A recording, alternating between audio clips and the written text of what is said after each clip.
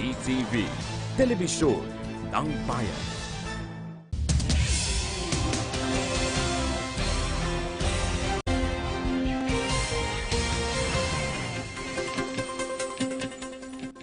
Magandang hapon, narito ang PTV News Break.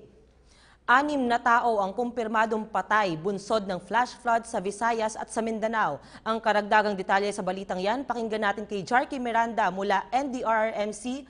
Jarky. Jarky.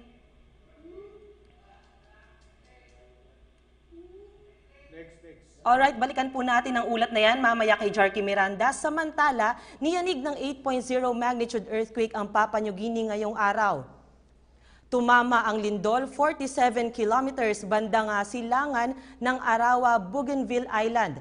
Ayon sa Pacific Tsunami Warning Center, posible itong magsanhi ng tsunami sa mga baybayin ng Papua New Guinea, Solomon Islands, Nauru, Pohnpei, Kosrae, Vanuatu, Chuuk at Indonesia. Base naman sa assessment ng Philippine Institute of Volcanology o PHIVOLCS, walang dapat ipangamba ang Pilipinas dahil wala namang banta ng tsunami sa bansa.